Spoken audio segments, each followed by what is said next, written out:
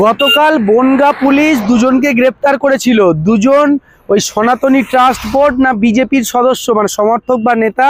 তারা একটি রেল লাইনের বাথরুমে গিয়ে পাকিস্তানের পতাকা কোথায় একটা টাঙিয়েছিল এবং হিন্দুস্তান মুর্দাবাদ পাকিস্তান জিন্দাবাদ এমন একটা স্লোগান তারা লেখার পরিকল্পনা করেছিল বলে বনগাঁর পুলিশ তাদের পেজ থেকে পোস্ট করেছিল এবং এই বিষয় নিয়ে হোয়াটসঅ্যাপের কিছু চ্যাটও কিন্তু প্রকাশ পেয়েছিল, যেটা নিয়ে একদম রাজ্য জুড়ে নিন্দার ঝড় উঠেছিল।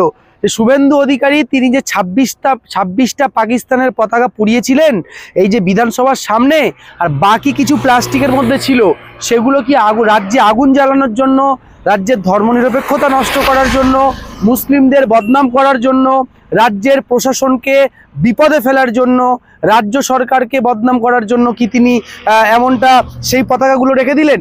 সত্যি সত্যি দেখা গেল যে একেবারে বিজেপি সমর্থক সনাতন ট্রাস্টি বোর্ডের কর্মী তারা এই কর্মকাণ্ড ঘটালেন বলে জানা গেল। প্রতিবাদ হলো, বিভিন্ন সূত্রে বিভিন্ন খবর এসছে, এর সত্যতা আমরা যাচাই করিনি, সম্ভবও নয়।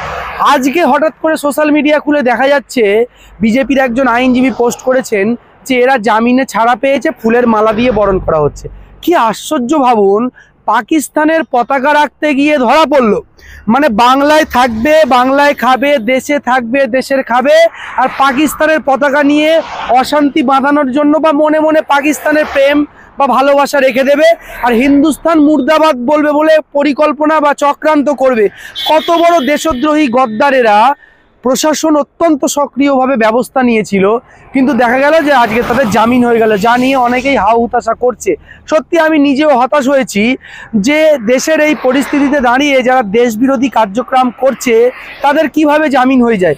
আর 24 ঘন্টা মাত্র, তার মধ্যেই জামিন হয়ে গেল। বলছে নাকি এটা মিথ্যা অভিযোগ, ফেক অভিযোগ। আচ্ছা, পুলিশ মিথ্যা অভিযোগ, ফেক অভিযোগে কাউকে যে গ্রেপ্তার করেছে বা এই যে বিষয়গুলো চললো, এটা নিয়ে অনেকেই কিন্তু অনেক কিছু মন্তব্য করছেন।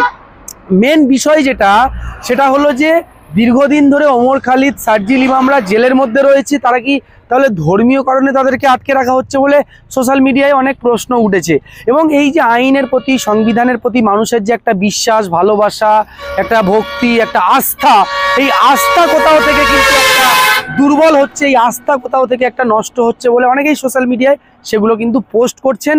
তাই এই বিষয়টা নিয়ে ভাবলাম আপনাদেরকে শেয়ার করি, তাই শেয়ার করলাম। পাকিস্তানের পতাকা যারা রাখে, যারা হিন্দুস্তান মুর্দাবাদ বলে, যারা দেশে থেকে দেশের বিরুদ্ধে চক্রান্ত করে, যারা দেশে থাকে আর পাকিস্তানে বা ভারতের কোনো শত্রু দেশে তথ্য প্রচার করে, তারা এই ভারতপ্রেমী বা দেশপ্রেমী বা তারা আমাদের বন্ধু হতে পারে না, যতই তারা দেশের জাতীয় পতাকা হাতে নিয়ে বলুক যে মিথ্যা অভিযোগ, ফেক অভিযোগ।